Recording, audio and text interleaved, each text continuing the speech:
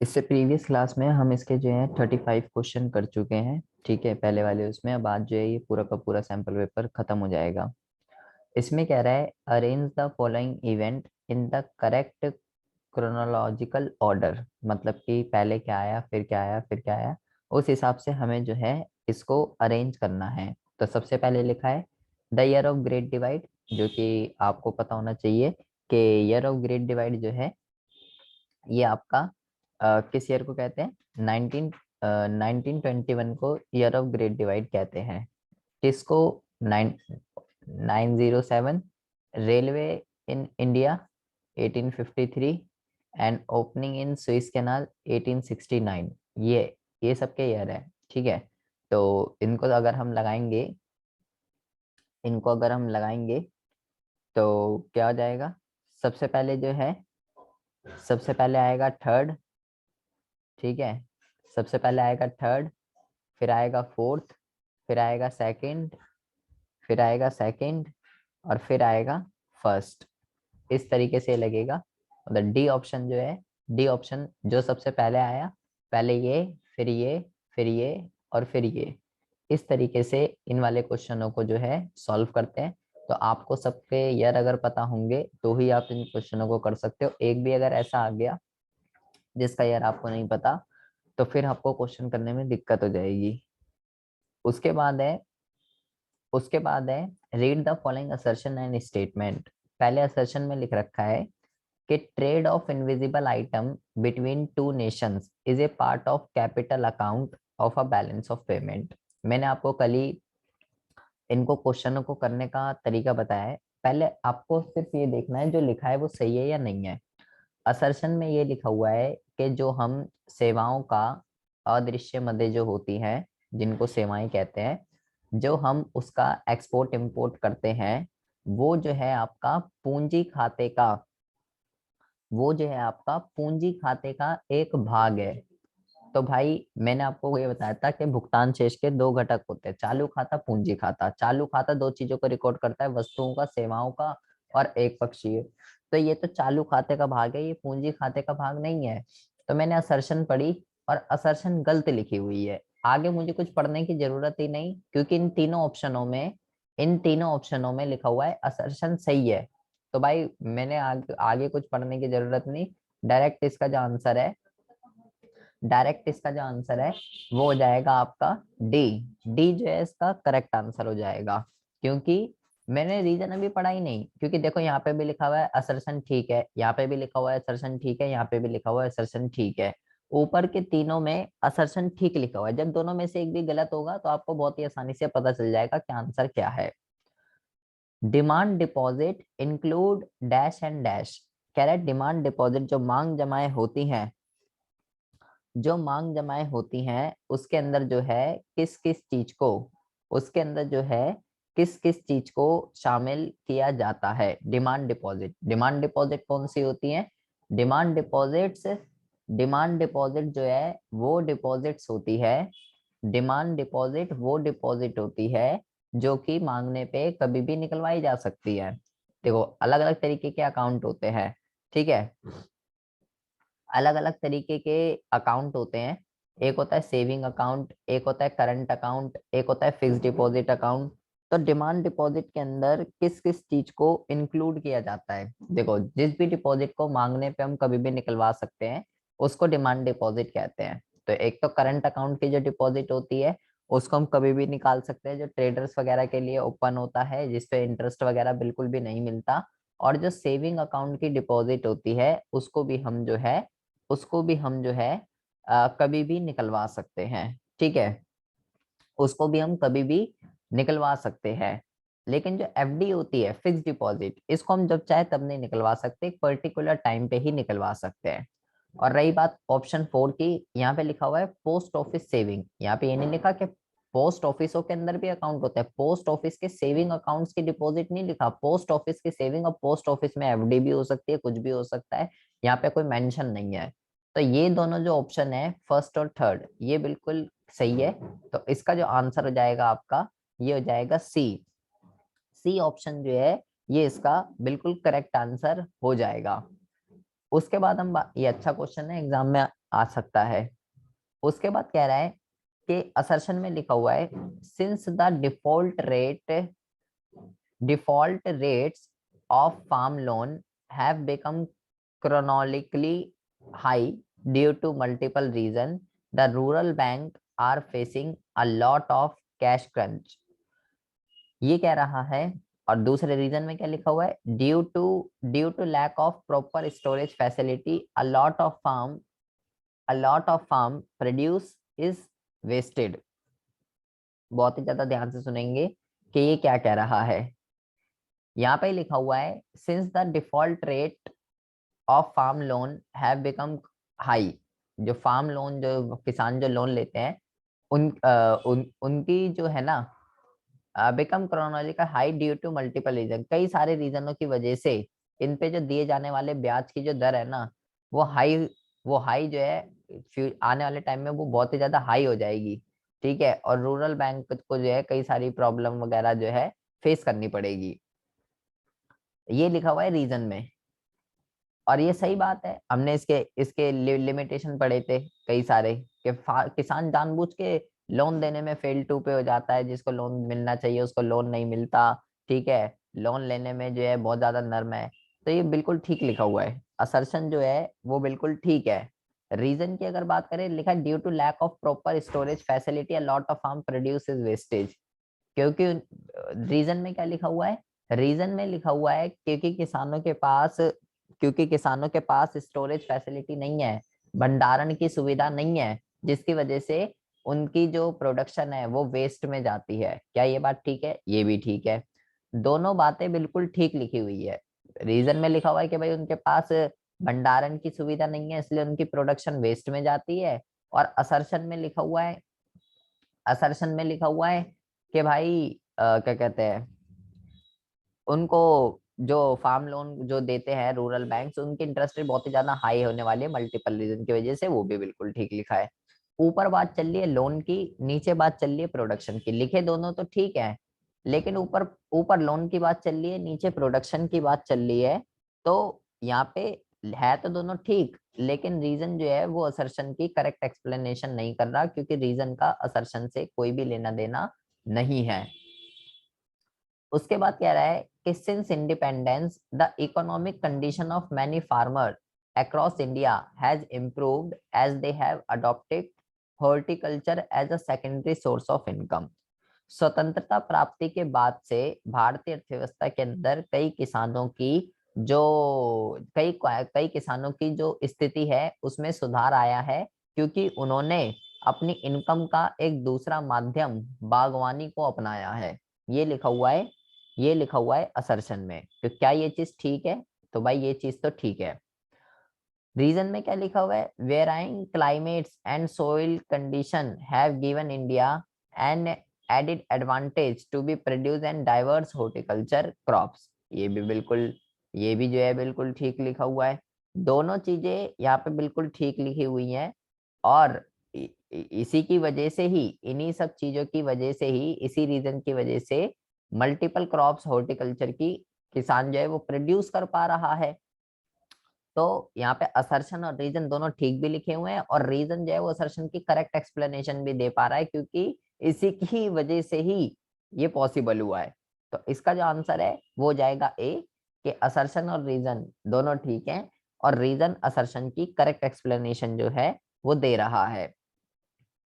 उसके बाद कहता है, असर्शन में लिखा हुआ है demand deposit are considered as an convenient mode of payment for execution of even the high value transaction।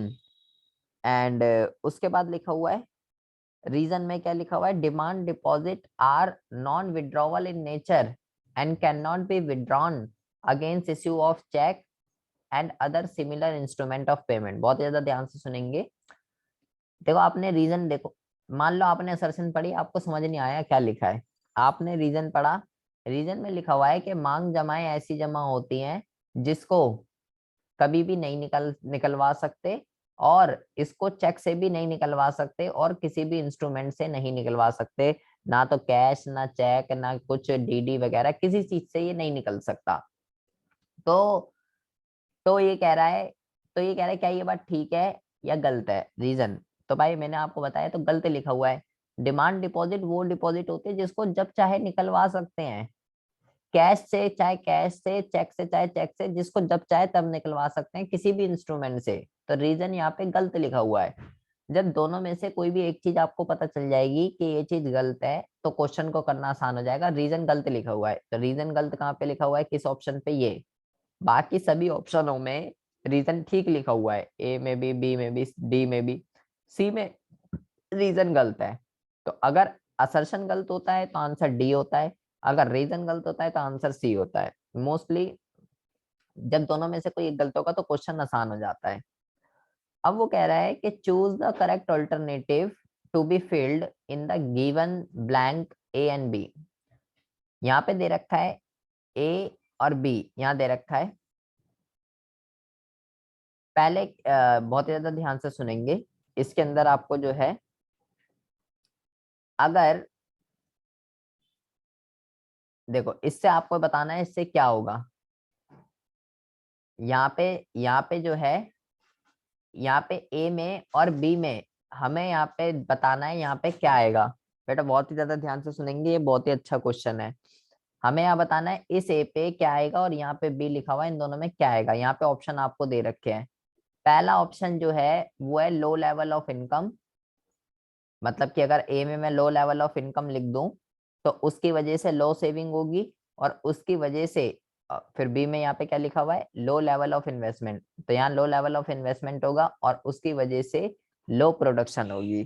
क्या ये सर्कल बिल्कुल सही है? इस तरीके से करना है। जैसे अगर मैं ए में अगर मैं ये लिख दूं लो लेवल ऑफ इन्वेस्टमेंट, तो इससे लो सेविंग और लो इनकम, या मैं यहाँ पे लिख दूं ए में लो मोबिलाइजेशन ऑफ सेविंग यहाँ पे, फिर यहाँ लो लेवल ऑफ इन्वेस्टमेंट, या यहाँ लो लेवल ऑफ इन्वेस्टमेंट या लो सेविंग, क्या आएगा इसके अंदर।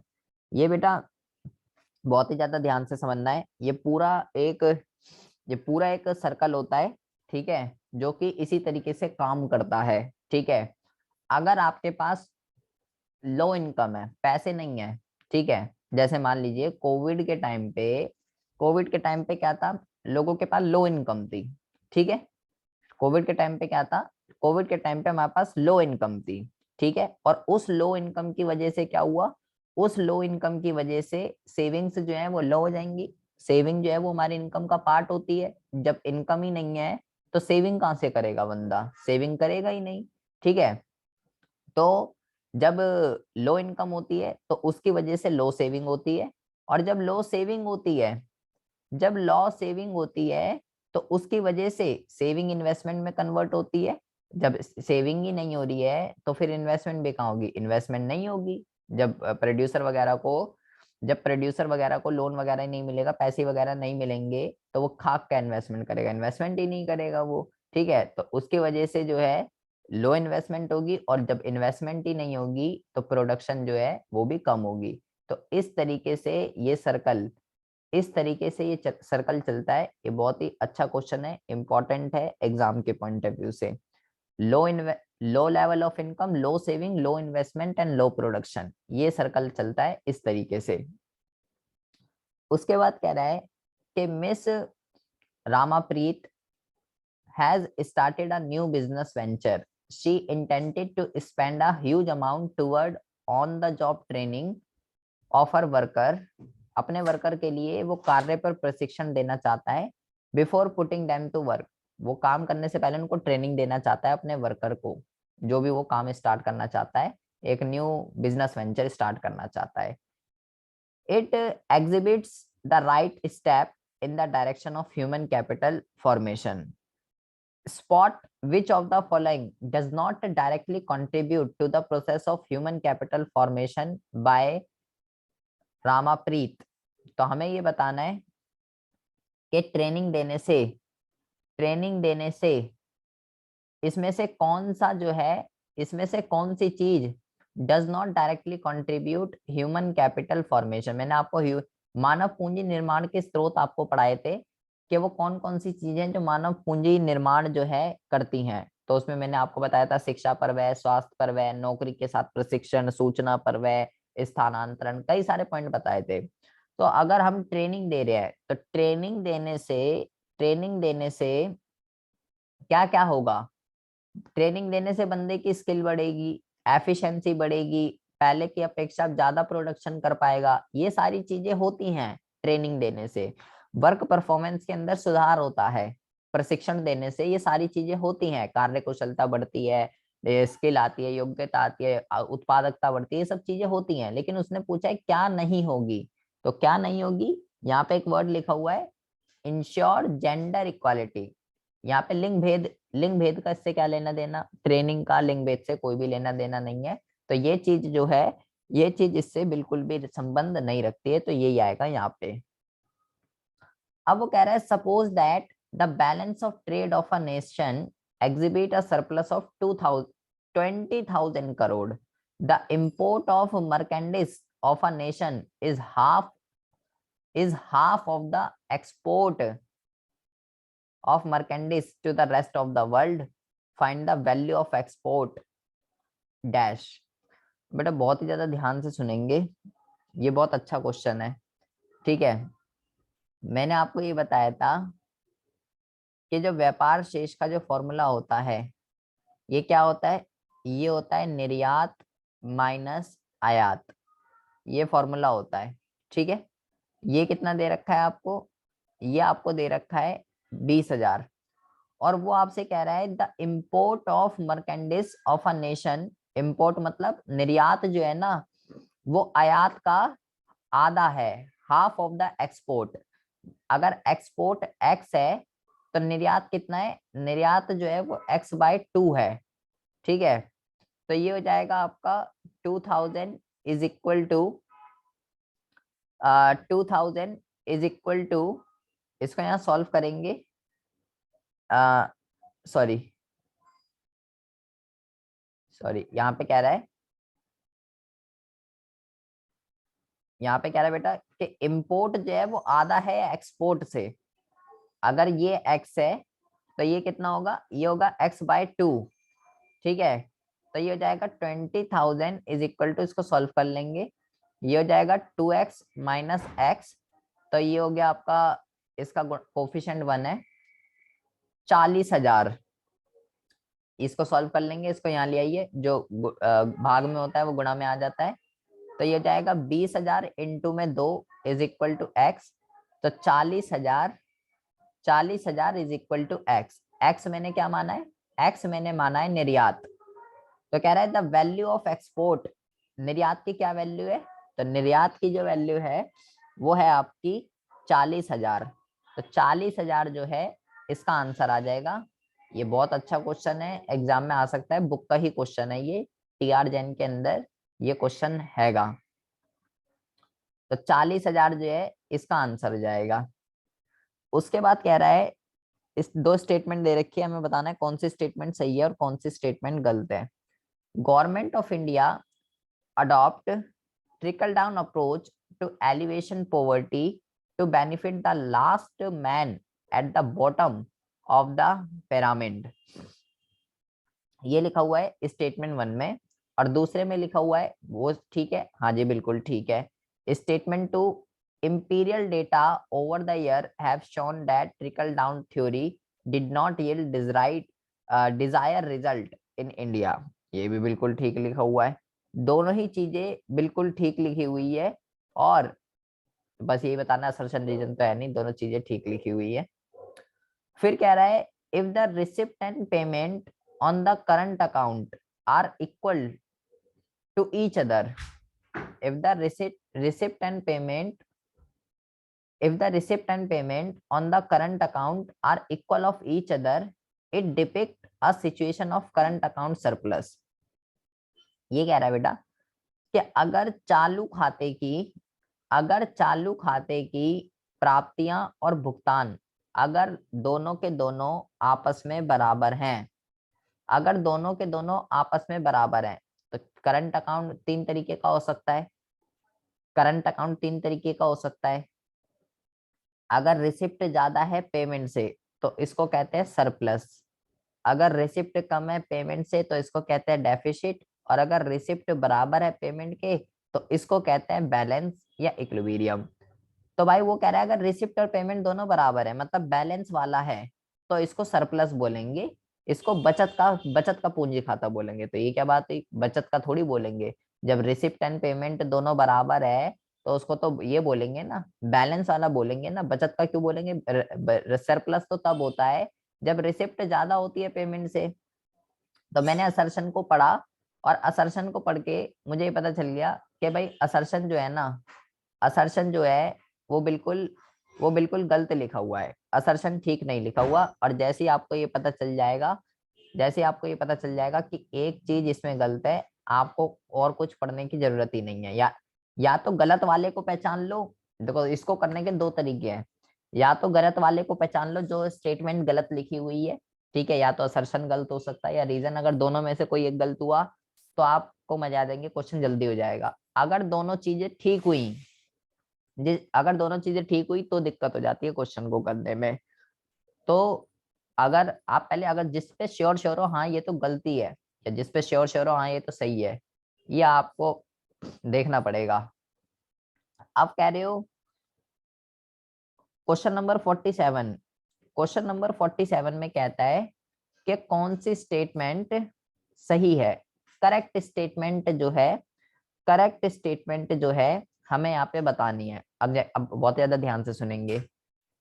यहाँ पे लिखा हुआ है restrictive policy of commodity production, trade and tariff pursued by the colonial government adversely affect the structure, composition and volume of the foreign trade। बहुत ही ज्यादा ध्यान से सुनेंगे। यहाँ पे ये कह रहा है कि कॉलोनियल गवर्नमेंट ने कॉलोनियल गवर्नमेंट ने जो विदेशी व्यापार पे रिस्ट्रिक्टिव पॉलिसी लगाई, टैरिफ, कोटा, ये वो फलाना ढिमकाना, कई सारी तरीके के rule regulation, restriction, tariff, quota, tax वगैरह लगा दिए, तो इससे हमारे विदेशी व्यापार के परिमाण, दिशा और रचना पर जो है विपरीत प्रभाव पड़ा इस चीज से। क्या ये बात ठीक है, क्या ये बात गलत है? तो आगे पढ़ने की जरूरत नहीं, यही बात जो है बिल्कुल ठीक लिखी हुई है। बाकी अगर पढ़ भी लो, देखिए क्या लिखा हुआ है। Effective trade policy of commodity production, trade and tariff pursue by the colonial government, favourable effect, यहाँ पे लिखा हुआ है। यहाँ पे एडवर्सली का मतलब विपरीत प्रभाव, यहाँ पे लिखा हुआ है फेवरेबल इफेक्ट मतलब अच्छा प्रभाव। तो अच्छा तो कहीं पड़ा ही नहीं था, तो ये तो हो ही नहीं सकता। दूसरे में आपको इतने पढ़ने की जरूरत ही नहीं है, ठीक है। यहाँ पे देखिए restrictive policy of commodity trade and pursue by the colonial government, यहाँ पे भी फेवरेबल इफेक्ट लिखा हुआ है, यहाँ पे भी फेवरेबल इफेक्ट लिखा हुआ है। यहाँ पे क्या लिखा हुआ है, liberal policy of commodity production of colonial government. पहली बात तो लिबरल पॉलिसी उन्होंने अपनाई नहीं थी। लिबरल पॉलिसी का मतलब होता है कोई रूल रेगुलेशन नहीं, कोई रिस्ट्रिक्शन नहीं, उनको कहते हैं लिबरल पॉलिसी। तो भाई उस टाइम पे तो बहुत ही ज्यादा rule regulation, tariff, quota, permit, फलाना ढिमकाना, ये सारी की सारी चीजें जो है, ये सारी की सारी चीजें जो है चल रही थी, ठीक है, ये सारी की सारी चीजें चल रही थी। तो ए जो है, ए इसका आंसर हो जाएगा, ये हो जाएगा ए। एक मिनट रुकिए जरा। तो यहाँ पे आपको ये ध्यान रखना है, ये जो पूरा का पूरा क्वेश्चन पूछा गया है विदेशी व्यापार से क्वेश्चन पूछा गया है, तो विदेशी व्यापार पे तो हमारा बहुत ही ज्यादा खराब प्रदर्शन रहा था, ठीक है, विपरीत प्रभाव ही पड़ा था। तो दो तरीके की पॉलिसी है, रिस्ट्रिक्टिव पॉलिसी और लिबरल पॉलिसी। यार एक है इफेक्टिव ट्रेड पॉलिसी, तो उस टाइम पे कौन सी पॉलिसी को अपनाया, रिस्ट्रिक्टिव। तो ए जो है ये बिल्कुल करेक्ट आंसर है। अब कह रहा है भाई इसकी मैचिंग करनी है, बहुत ज्यादा ध्यान से सुनेंगे किस तरीके से इसकी मैचिंग होगी। यहाँ लिखा हुआ है माइग्रेशन, ठीक है, माइग्रेशन का मतलब स्थानांतरण, low level of academic standard, education का लो लेवल है, पॉपुलेशन की हाई ग्रोथ रेट है, और जनसंख्या तेजी से बढ़ रही है, lack of proper man planning. तो यहाँ पे बता रहा है match the situation column 1 with their respective implication given in the column. हमें बताना है कि यहाँ पे लिखा हुआ है कॉलम 1 में माइग्रेशन, और उसका यहाँ प्रभाव दे रखा है, इम्प्लीकेशंस दे रखी है कि क्या माइग्रेशन से, माइग्रेशन का मतलब क्या होता है,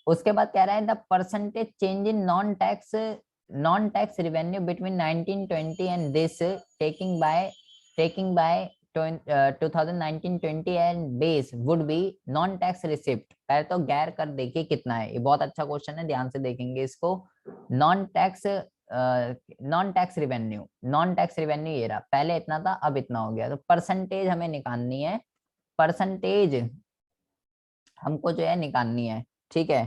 तो परसेंटेज कैसे निकालते हैं, उसने बोला 19-20 को बेस लेना है इन दोनों के बीच की। देखो नॉन टैक्स यहाँ पे आपको पहले आप क्या कीजिए, पहले आप जो है इसमें से ये जो लिखा हुआ है 385017 385017, ये जो लिखा हुआ है इसमें से 3232327157, इसमें से इसको माइनस कर दीजिए, इसमें से इसको माइनस कर दीजिए, तो आपके पास जो आ जाएगा, आपके पास जो आ जाएगा ये आ जाएगा 57860, ठीक है। और उन्होंने क्या बोला, बेस किसको लेना है, 19-20 को, तो 19-20 को बेस लेना है, तो नीचे आप क्या रखेंगे, नीचे आप रखेंगे 327157 और मल्टीप्लाई कर देंगे 100 से। जब आप इसको सॉल्व करेंगे 327157 मल्टीप्लाई 100, तो आपका जो आंसर है, आपका जो आंसर है ये आ जाएगा आपका, ये आ जाएगा आपका 578, ये है आ गया आपका, ये आपका आंसर आ जाएगा। इसको, इस चीज को जब आप सॉल्व करोगे, इस चीज को जब आप सॉल्व करोगे, तो मेरा जो आंसर आ रहा है वो आ रहा है 17.6, तो ये हो जाएगा आपका आंसर 17.68, करेक्ट, बिल्कुल करेक्ट, बिल्कुल यही आंसर आ जाएगा। तो 50वें का जो आंसर है वो क्या हो जाएगा आपका, 50वें का जो आंसर है ये हो जाएगा आपका सी। सी जो है बिल्कुल करेक्ट आंसर है इसका। ऐसे क्वेश्चनों को करके जाइएगा, ये इन क्वेश्चनों के आने के चांस अभी भी आप प्री बोर्ड में देखेंगे, प्री बोर्ड में अभी भी एक क्वेश्चन आया था, ठीक है। तो इस टाइप के क्वेश्चन आएंगे ही आएंगे। Identify which of the following is not example of tax revenue of the government. कौन सा टैक्स रेवेन्यू जो है, कौन सा टैक्स रेवेन्यू जो है वो गवर्नमेंट का नहीं है। सिंपल, ये तो हलवा, ये तो फ्री के क्वेश्चन, ये तो फ्री के नंबर है, आप खुद सोचो। उनने बोला नॉन टैक्स रिसिप्ट का कौन सा एग्जाम है, तीनों वर्ड में टैक्स लिखा हुआ है, इसमें टैक्स नहीं लिखा हुआ, सिंपल सी बात है, यही होगा। टैक्स तो कोई सा भी हो, टैक्स इनकम है, चाहे वो वेल्थ टैक्स हो, इनकम टैक्स हो, कॉर्पोरेट टैक्स हो, उस पे नहीं लिखा हुआ स्पेशल असेसमेंट पे, तो वो लगा देंगे उसके ऊपर, ठीक है। उसके बाद कह रहा है identify the correct formula to calculate fiscal deficit. राजकोषीय घाटे को मेजर करने का सबसे सही माप जो है, सबसे सही माप जो है वो क्या है। तो राजकोषीय घाटे का जो सबसे सॉरी राजकोषीय घाटे का जो सबसे सही माप है वो है आपका तो कुल कुल व्यय में से माइनस कर देते हैं कुल प्राप्तियां उधार के बिना, ठीक है। तो ए जो ऑप्शन है वो बिल्कुल करेक्ट दे रखा है, क्योंकि राजकोषीय घाटा कैसे निकलता है आपका, कुल व्यय में से कुल प्राप्तियों को जब हम माइनस कर देते हैं, लेकिन उधार के बिना। आप देख लीजिए तीनों घाटे इंपॉर्टेंट है एग्जाम के पॉइंट ऑफ व्यू से, राजस्व घाटा, राजकोषीय घाटा, प्राथमिक घाटा, क्वेश्चन भी आया हुआ ऊपर और फॉर्मूले के ऊपर भी क्वेश्चन पूछे गए हैं। फिर कह रहा है दो स्टेटमेंट दे रखी है, हमें बताना है कौन सी स्टेटमेंट सही है और कौन सी स्टेटमेंट गलत है।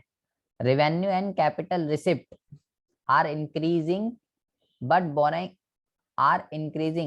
borrowings and other liability are reduced, are increasing but borrowings and other liability are reduced। हमें यहाँ पे बताना है कौन सी स्टेटमेंट सही है और कौन सी स्टेटमेंट गलत है। यहाँ पे देखिए,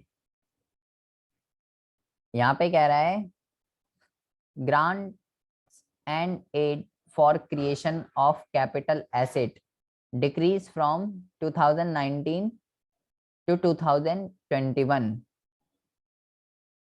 यहाँ पे देखेंगे, यहाँ पे पहले कितना था, पहले कितना था, पहले जो था 19-20 में 1,85,000 इतना, और अब हो गया इतना 2020-21 में, तो ये तो बढ़ रहा है, ये तो क्या हो रहा है, ये तो जो है ये तो बढ़ रहा है, ठीक है। तो यहाँ पे आपका क्या हो गया, स्टेटमेंट टू जो है, स्टेटमेंट टू गलत हो गई, तो ये जो है इसका जो आंसर है वो क्या हो जाएगा, ये, क्योंकि स्टेटमेंट टू गलत लिखी हुई है। अभी हमने ऊपर देखा डिक्रीज थोड़ी ना हो रहे हैं, वो तो बढ़ रहे हैं। ये सारे क्वेश्चन उसी ऊपर वाले से ही रिलेटेड हैं, ठीक है। ये दोनों क्वेश्चन जो है, ये दोनों क्वेश्चन तो नॉर्मल क्वेश्चन थे, इसमें डेटा का कोई यूज नहीं करना था, लेकिन ये दोनों क्वेश्चन जो है, ये दोनों क्वेश्चन जो है ये ऊपर वाले से ही रिलेटेड है। कहीं सोचो कोई अलग क्वेश्चन आ गया कि ये क्या बोल रहा है। यहाँ पे ये पूछ रहा है कि जो राजस्व प्राप्तियां और जो पूंजीगत प्राप्तियां हैं वो तो बढ़ रही हैं, और जो बोरिंग्स और अदर लाइबिलिटी है वो घट रही है। तो आपको ऊपर चेक करना पड़ेगा, आपको ऊपर चेक करना पड़ेगा रिवेन्यू रिसिप्ट और कैपिटल रिसिप्ट जो है वो कहाँ है। रिवेन्यू रिसिप्ट ये रही, रिवेन्यू रिसिप्ट बढ़ रही है, कैपिटल रिसिप्ट भी बढ़ रही है, लेकिन उसने बोला बोरिंग्स, बोरिंग्स और अदर डिपॉजिट्स जो है, बोरिंग्स एंड अदर डिपॉजिट ये आपकी जो है ये आपकी घट रही है। देखो बोरिंग्स एंड अदर लाइबिलिटी ये आपकी क्या हो रही है, ये आपकी घट रही है। तो ये जो आपका क्वेश्चन पूछा गया है, ये जो आपका क्वेश्चन पूछा गया है ये ऊपर वाले से ही रिलेटेड है, कोई अलग क्वेश्चन नहीं है ये, ठीक है। डेटा से ही देखना है, जब डेटा से देखोगे ये भी फ्री के नंबर है, ये तीन तो आपके फ्री के नंबर हैं। ऊपर से देखना है, ये क्वेश्चन बहुत आसान होते हैं ऐसे करने, बस ऊपर से डेटा देखिए और उसी से ही आपके आंसर आते रहेंगे। The value of primary deficit for the year 2020-21 would be dash crore. प्राथमिक घाटा कितना है 20 और 11 में, प्राथमिक घाटा, तो यहाँ पे आ जाइए, ठीक है। और प्राथमिक घाटे का मैंने आपको फॉर्मूला क्या बताया कि जो भी राजकोषीय घाटा आया है, अभी हमने राजकोषीय घाटा निकाला था, राजकोषीय घाटा सरकार के उधार के बराबर होता है, ठीक है। इसी पे आ जाइए, सरकार के उधार के बराबर होता है आपका राजकोषीय घाटा, ठीक है। तो इसमें से आप जो है माइनस कर दीजिए ये, एक मिनट रुकिए पहले मैं निकाल लेता हूँ। यहाँ पे आएगा 796,337 माइनस इंटरेस्ट पेमेंट कितनी है 708,203। आपको क्या करना है, पहले देख लेते हैं ऑप्शन में। हाँ जी, आपको क्या करना है, बहुत ही ज्यादा ध्यान से सुनेंगे। उसने पूछा है प्राथमिक घाटा कितना है 2020-21 का। तो प्राथमिक घाटे का क्या फॉर्मूला होता है, राजकोषीय घाटा माइनस ब्याज भुगतान। तो देखो राजकोषीय घाटा क्या होता है, सरकार की उधारियां, तो ये बोरोइंग्स को कहते हैं उधारियां। तो इसमें से 796337 इस वाली डिजिट में से आपको क्या करना है, इस वाली डिजिट में से आपको ब्याज इंटरेस्ट पेमेंट ये दे रखा 7,708,203 ये आपको दे रखा है इंटरेस्ट पेमेंट, ब्याज का भुगतान। इस डिजिट को आप क्या कर देंगे, इस डिजिट को आप माइनस कर देंगे, ठीक है। इसमें से जब इसको आप माइनस कर देंगे तो आपके पास जो आंसर है, आपके पास जो आंसर है वो आ जाएगा ये, ठीक है। ए ऑप्शन, ए ऑप्शन जो है बिल्कुल करेक्ट आंसर आ जाएगा 88,134। तो ये क्वेश्चन बहुत ही ज्यादा अच्छे हैं, ठीक है। फ्री के नंबर हैं आपके लिए, बस उस टेबल को देखिए और आंसर आ जाएगा आपका सीधा सीधा। उसके बाद है यहाँ पे एक पैराग्राफ दे रखा है, ठीक है, बहुत ही लंबा चौड़ा सा, और नीचे कुछ क्वेश्चन, पांच पांच क्वेश्चन पूछे गए हैं इसके रिगार्डिंग। तो पहले तो देखो इन क्वेश्चनों को करने का जो तरीका है ना, यहाँ आपको आपको पढ़ के यहाँ टाइम वेस्ट करने की जरूरत नहीं है मेरे अकॉर्डिंगली। अगर आपको हर चैप्टर की नॉलेज है, ठीक है, कोई क्वेश्चन अगर हाँ ऊपर से रिलेटेड हुआ कोई डेटा वगैरह का, तो वो तो वहाँ देखना पड़ेगा। अदरवाइज नॉर्मल अगर क्वेश्चंस हैं तो हम वो बिना पढ़े जो है, बिना ऊपर पैराग्राफ को पढ़े इसको कर सकते हैं। According to the given text dash was adopted as the guiding principle of governance and all governments since 1991, since 1991। यहाँ पे आपसे क्वेश्चन के अंदर ये पूछा गया है, यहाँ पे आपसे क्वेश्चन के अंदर ये पूछा गया है, देखिए हमें पता ही है क्या भैया, हम 1990 तक आते आते हमारी हालत जो है वो बहुत ही ज्यादा खराब हो गई थी, ठीक है। कई सारे घाटे हमको जो है फेस करने पड़ गए थे। तो यहाँ पे जो है देखिए सीधा सीधा लिखा हुआ है, liberalisation was adopted as guiding principle of governments and all government. क्या लिखा हुआ है, लिबरलाइजेशन, उदारीकरण। तो इसका आंसर क्या हो जाएगा, उदारीकरण हो जाएगा। नहीं भी पता अगर आपको, ऊपर से देख के आंसर बता सकते हो। तो ये तो फ्री के हैं आपके लिए और कुछ भी नहीं है। 1991 was a landmark movement in India post independence history as that changed the nature of the economic is fundamental way। ये तो बिल्कुल सही बात लिखी हुई है। India economic establishment launch a multiple reforms agenda to repair India macroeconomic balance sheet and ignite growth। ये भी बिल्कुल ठीक लिखा हुआ है। दोनों की दोनों चीजें बिल्कुल ठीक लिखी हुई हैं। दोनों के दोनों जो स्टेटमेंट है वो क्या है, वो बिल्कुल सही है। उसके बाद कह रहा है ये भी असर्शन रीजन का है। ये सारे क्वेश्चन उसी से रिलेटेड है बट ऊपर पैराग्राफ पढ़ने की जरूरत नहीं है। यहाँ पे लिखा हुआ है India pre 990 economic strategy dismantle the vast network of control and permit that dominate the economic system. क्या ये बात ठीक है, क्या ये बात गलत है? कह रहा है India's pre 1990 economic strategy dismantles the vast network of control and permits that dominated the economic system। और फिर लिखा हुआ है the 1991 reforms unleashed the energies of Indian entrepreneurs, gave untold choice to consumers and changed the face of the Indian economy। देखो यहाँ पे ये जो असर्शन लिखा हुआ है, यहाँ पे ये जो असर्शन लिखा हुआ है, असर्शन जो है ये गलत लिखा हुआ है। तो मैंने आपको क्या बोला, जब भी आपको एक गलत मिल जाएगा तो आपको क्वेश्चन को करना जो है वो बहुत ही ज्यादा आसान हो जाएगा। उसके बाद लिखा है in the light of the given text and common knowledge identify the incorrect statement. Incorrect statement जो है वो कौन सी है? यहाँ पे लिखा हुआ है in post 1991 situation the state was. उसके बाद लिखा हुआ है a severe balance of payment problem triggered an acute economic crisis. उसके बाद लिखा हुआ है in 1991 the economic and political leadership launch a multi program reform agenda to repair the. ये तो सही लिखा हुआ है, तो ऊपर ही लिखा हुआ था। यहाँ पे आप जब चेक करेंगे ये जो लिखा हुआ है ना, given the role of the primary regulator of the economy, ये जो स्टेटमेंट लिखी हुई है ये बिल्कुल गलत लिखी हुई है। बाकी सारी चीजें जो हैं वो बिल्कुल ठीक लिखी हुई हैं, लेकिन ये जो स्टेटमेंट है यहाँ पे, ये स्टेटमेंट जो है नहीं, ये नहीं, ये तो बिल्कुल ठीक लिखी हुई है। ये वाली सिचुएशन जो है, ये स्टेटमेंट बिल्कुल गलत लिखी हुई है। क्यों? तो कह रहा है कि 1991 के बाद की जो सिचुएशन है वो जो है मतलब सरकार का रोल था उसके बाद मोस्टली, तो ये नहीं है, उससे पहले था, उसके बाद तो सरकार का रोल जो है वो प्रॉपर जो है वो खत्म हो गया था। तो सी ऑप्शन बिल्कुल करेक्ट है। फिर कह रहा है timing and sequence are critically important in the post economic reform और लिखा है post pandemic reform in India require a paradigm shift.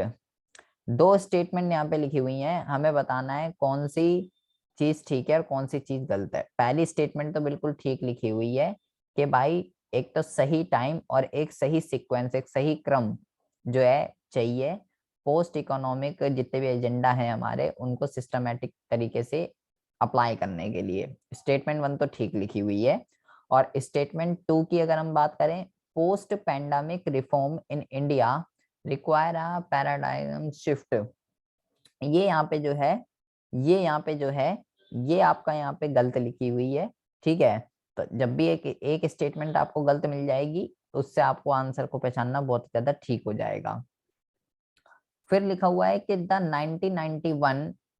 1991 reforms release the vitalities of Indian business persons. और रीजन में क्या लिखा हुआ है?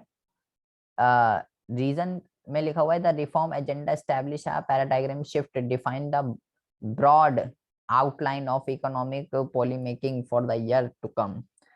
यहाँ पे आप जब इसको पढ़ेंगे, ये उदारीकरण के ऊपर है, बेसिकली आर्थिक सुधारों के ऊपर क्वेश्चन पूछा गया है।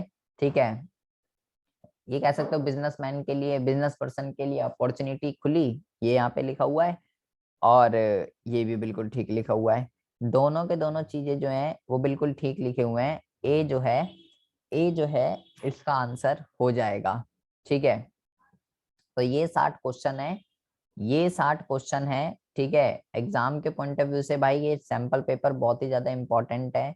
भले ये इंग्लिश में है बट आप इसको करके जाइए, इसमें से क्वेश्चन आने के चांस, जैसे कि ये क्वेश्चन है, ये वाला क्वेश्चन भी हमने कल करा था।